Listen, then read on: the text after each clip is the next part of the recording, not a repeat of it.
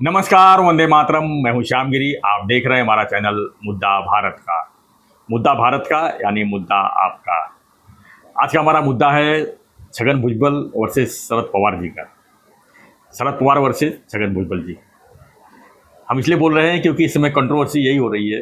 जब से शरद पवार की पार्टी टूटी हुई है उसके बाद जो है आरोप प्रत्यारोप ज़्यादा करके जो है पवार साहब अजीत दादा को कम बोल रहे हैं, भुजबल को ज़्यादा बोल रहे हैं। और भुजबल साहब भी पवार साहब को ही टारगेट कर रहे हैं। आखिर उनके मन में क्या है? कहीं वो 2 साल अंदर थे, उसका रिवेंज तो नहीं है? क्योंकि कहीं कहीं चर्चा है कि भुजबल साहब को 2 साल अंदर रखने की पीछे जो साजिश थी वो पवार साहब की थी। इसी पर हम चर्चा करेंगे, जानेंगे पूरी असलियत। सर क्या कहेंगे? हम तो बता दिए आपको कि क्या क्या हो रहा है। थोड़ा उलझन में हूँ मैं जी, क्योंकि ये जो छगन भुजबल है जी, जो आज बोल रहे हैं कि पवार साहब झूठ बोल रहे हैं, जी, सीधा बोल रहे हैं कि वो झूठ बोल रहे हैं। उन्होंने प्लानिंग ऐसी की थी कि सुप्रिया को अध्यक्ष बनाने का, उसके लिए उन्होंने रेसिग्नेशन दिया था और बाद में बीजेपी के साथ जाने का वगैरह वगैरह जो भी बोले। और उसके बारे में वो जो अभी उनके खिलाफ बोल रहे हैं, यही वो भुजबल है क्या कि जो शरद पवार साहब के यहाँ गए थे और बोल रहे थे विट्ठल हमारा माफ़ कर। यही भुजबल है ना जी। जो विट्ठल बोल रहा था। तो उस दिन वो विट्ठल थे और आज अभी वो खलनायक कैसे बन गए? या तो वो झूठ था या ये झूठ है, दोनों में से एक। दोनों जगह वही थे। भुजबल तो शरद पवार भी वही है, भुजबल भी वही है। तो एक जगह आप बोलते हो विट्ठला माफ़ कर हमारा वगैरह वगैरह, पाया पड़ते हैं, आप ये करते हैं, उनको बोलते हैं कि उनका बिना हम कुछ नहीं होते, और दूसरी जगह वो इस तरह से बोलते हैं। तो मेरे को लगता है भुजबल तो झूठ बोलते ही है। वो जिनको उनको जो सच बोलना है वो तभी बोलना चाहिए था जी, तभी नहीं बोले वो। अभी तेलगी के मामले में भी वो एक कदम करके बाहर आया 8-9 साल के बाद। आमदार था पहले राष्ट्रवादी का, रमेश कदम। तो उसने बोला कि मैं उनके साथ ही जेल में था भुजबल के। हाँ। और वहाँ से वो तबीयत की शिकायत करके ज़्यादा से ज़्यादा हॉस्पिटल में रहने की कोशिश करते थे और पवार साहब को हमेशा ब्लैकमेल करते थे कि मेरे को छुड़ाओ नहीं तो मैं तुमको भी तेलगी केस में लपेटूंगा। ऐसा रमेश कदम बोला है। और उसने तेलगी ने जो है जो उसका हाँ ऑडियोग्राफी जो हुआ था, उसमें पवार साहब का नाम भी लिया था। तो उनको कुछ नहीं हुआ, वो पवार साहब है ना, उसके लिए नहीं हुआ उनको। तो मगर ये भुजबल जो थे वो तेलगी में उनका नाम घसीटना चाहते थे, ऐसा वो रमेश कदम बोल रहा है। होगा सर जी, क्योंकि अगर उनमें मन में खुन्नस है कि भाई इन्होंने मुझे फंसाया, तो मगर उनका भी चरित्र और चारित्र का संशयास्पदता ये है कि फिर बाद में आप अगर आपको इतनी मानहानि हुई, आपको जेल में रहना पड़ा और वो सब पवार साहब के वजह से अगर है, तो उनके राष्ट्रवादी में नहीं रहना चाहिए था। हाँ, बाहर निकलना चाहिए था पहले ही। अब 2019 में मौका भी था। हाँ, और बोल देना चाहिए था कि तेलगी मामले में मेरे साथ ये भी थे, और किस तरह से प्रूफ देना चाहिए। जी बिल्कुल, ऐसा बोलने से नहीं होता है। शरद पवार के ऊपर तो कहाँ है, लेकिन पवार साहब के ऊपर तो दाऊद का दोस्त होने का भी आरोप लगा है। मैं कोई सिद्ध नहीं कर सका। वो मुंडे साहब तो बोले थे कि मैं 1 ट्रक भर प्रूफ लेके आऊँगा पवार साहब के खिलाफ। मैं ट्रक का डीजल का टाकी तक नहीं लेके आया था। वो मेरे को लगता है राजनीति में मजबूरी होती है कि बोलना पड़ता है। समय आने पर ये यहाँ से भी बोलते हैं, वहाँ से भी बोलते हैं। अजीत दादा भी वैसा ही कर रहे हैं। पहले शरद पवार भी बोले थे कि हम कोर्टबाजी वगैरह नहीं करेंगे कुछ, हाँ, क्योंकि हमारी पार्टी में फूट ही नहीं हुआ। अभी सुप्रीम कोर्ट गए, इधर चुनाव आयोग गए, दोनों जगह फाइट कर रहे हैं। इधर आपने अध्यक्ष के पास भी गए हैं ना, नार्वेकर के पास, राहुल नार्वेकर। हाँ, तो वो भी सर ये सब क्या बोलते हैं ना कि सब झूठों के सरताज है। कोई सच्चाई बोलने वाला नहीं, अपने अपने हिसाब से बोलते रहते हैं। जो जैसा हमारी जो पाता है अपना, हमारी जो भाभी पब्लिक है जी, वो मूर्ख है। वो अभी इनका सुनेगी बोलेगा हाँ, फिर उनका सुनेगी बोलेगा हाँ, दोनों मिलके इनको बनाएंगे। ये कब एक हो जाएंगे पता नहीं चलेगा। हाँ, ये बात सही कहा आपने।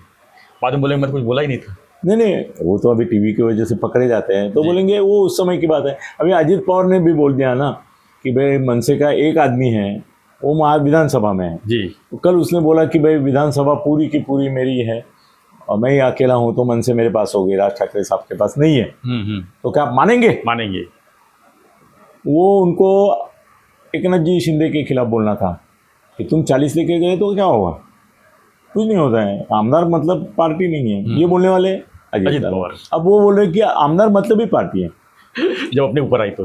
हाँ, तो ये सब सर एक से एक बड़े झूठे हैं, इनके ऊपर क्या भरोसा करेंगे, और यही अपने राज्य करता है, अभी क्या करेंगे सर? लोग क्यों ऐसा, लोग समझते क्यों नहीं इस समझते सर, करेंगे क्या, ऑप्शन नहीं रहती। उद्धव को नहीं दिया तो इनको देना पड़ेगा।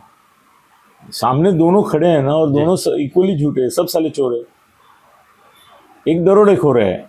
अभी उसमें ऐसा दिखाना पड़ रहा है मीडिया को भी और लोगों को भी कि भाई इसमें चोर कौन है और दरोडेखोर कौन है। तो दरोडेखोर को बदले हम लोग चोर को दे देते हैं, वो कम लूटेगा, कम नुकसान करेगा। तो सर अभी महाराष्ट्र की राजनीति में झूठों का ही बोलबाला है। संजय रोज जो बोलता है उसमें से आधा झूठ रहता है, आधा क्या 90% झूठ। हाँ नहीं, हेडलाइन बन जाती है।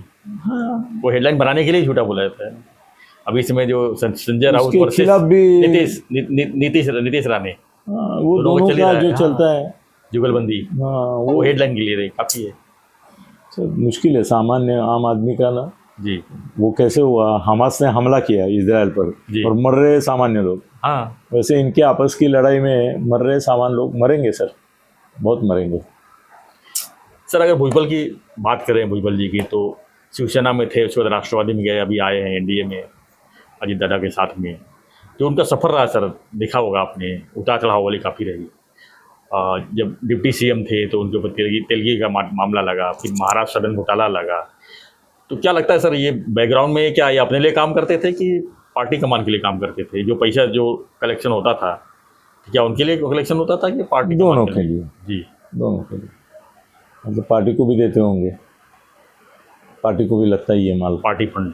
Party fund. अपने एक मित्र थे नवी मुंबई में, वो देते थे ना, पहले शिवसेना को देते थे, बाद में राष्ट्रवादी को देते थे। उनके सभा सम्मेलन के लिए 10-10, 5-5, 20-20 करोड़ खर्चा करते थे। मेरे ख्याल से उन्होंने शिवसेना को सब मिला के 100 करोड़ दिए होंगे और राष्ट्रवादी को 500 करोड़ दिए होंगे। अब ये सवाल में ही पूछना होता है कि इन्होंने लाए कहाँ से, और उनको 5 से दिए तो 5,000 करोड़ खाए होंगे। ये भी सीधा ये रहता है ना। ठीक है, आज नाम नहीं ले रहे हम किसी का, और मुश्किल है सर। मैं आजकल बहुत फ्रस्ट्रेट हो रहा हूँ। ये तुम्हारा इजराइल और इसका जो युद्ध चल रहा है जी, रात को मैं यूट्यूब देखता हूँ बहुत सारे, तो उसमें सर बच्चे छोटे छोटे पिंजरे में रखे हुए हैं और मार रहे गोलियाँ उनको। ये इंसानियत कहाँ रह गई सर? और क्या है वहाँ पे, उन्होंने हमास वालों ने इजरायली बच्चे मारे। अब ये लोग तो ऊपर के ऊपर इमारतें गिरा रहे हैं, उसमें कितने बच्चे मर रहे होंगे। और जो आंकड़ा आ रहा है उसके ऊपर 2 जीरो लगाना चाहिए, इतने लोग मर रहे होंगे। इतनी बड़ी बिल्डिंग गिरती है और आप बोलते हैं 200 मरे, कैसे संभव है?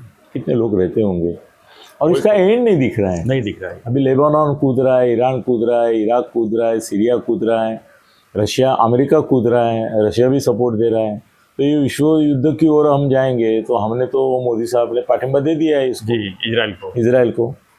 तो पाकिस्तान में जश्न मनाया जा रहा है। हाँ। इसका पैलेस्टाइन के लिए, बांग्लादेश में मनाया जा रहा है, म्यांमार में मनाया जा रहा है। तो अपने यहाँ गृह युद्ध ना हो जाए, क्योंकि इंडिया में अपने यहाँ भी हो रहा है ना। हाँ। अपने यहाँ भी भाई कांग्रेस वाले तो जश्न मना ही रहे जी, वो तो पाकिस्तान के साथ नहीं है, पाकिस्तान के साथ ही है इनडायरेक्टली, मगर वो उनके साथ है ही, हमास और इसके साथ।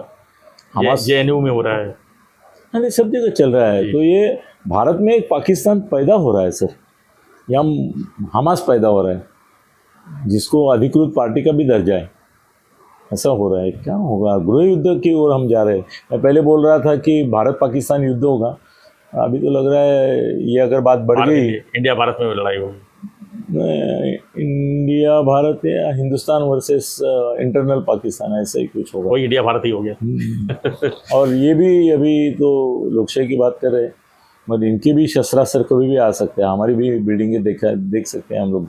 मैं तो सोचता हूँ, वो जब दृश्य देखता हूँ तो मैं सोचता हूँ कि ये थाना शहर है जी, क्योंकि ऐसी बराबर इमारतें हमारी भी है। और देख रहा हूँ कि ये मेरे दोस्त की गिर गई, ये मेरे दूसरे दोस्त की, ये मेरी खुद की गिर गई। तो ऊंची इमारतें गिरा रहे हैं ना वो, तो इस सब में हमारा क्या रोल है? चलो सर, ये भुजबल भी झूठे हैं और पवार साहब भी झूठे, दो झूठों के बीच में हम क्या सच्चाई बताएंगे? धन्यवाद सर। तो हमारे व्यूवर्स तो बताएंगे कि भुजबल साहब के बारे में और पवार साहब के बारे में, क्योंकि पवार साहब ने आज ही प्रेस कॉन्फ्रेंस लेके जो है भुजबल साहब का फिर से आरोप लगाया कि छगन भुजबल झूठ बोल के जो है वहाँ पर शपथ ग्रहण में गए थे। कौन झूठ बोल रहा है, कौन सही बोल रहा है, ये निर्णय आपको ही लेना है। झूठों को दबा दो और जो सही बोल रहा है सर दोनों झूठ है तो क्या करेंगे? आप भी कमाल करते तो हैं। कोई सच्चे आदमी ढूंढना ही पड़ेगा ना सर। तो कहाँ से ढूंढेंगे? आप अन्ना हजारे को ढूंढेंगे, वो सच्चा है, उसकी तो पूरी इज्जत निकाल दी है। हमने उसको चैलेंज किया था उस दिन कि हमारे ऊपर डिफेमेशन केस करो, कहाँ किया? नोटिस तक नहीं है। वीडियो पहुंचेगी तो हो सकता है कर देंगे। हाँ, उनके तक वीडियो पहुंचेगी तो कर देंगे। पहुंचा है सर, उनके पीए को मैंने भेजा है। वो दोस्त है मेरा, उसको भेजा है मैंने। आपके ऊपर नहीं करेगी? क्यों? आप अच्छे जितेंद्र आवाड़ के ऊपर करते हो ना, अच्छा बुरे का सवाल नहीं होता है, मेरे ऊपर दूसरे ने किया है ना, फिर ऐसा नहीं होता। चलो ठीक है, धन्यवाद। जय हिंद, जय भारत।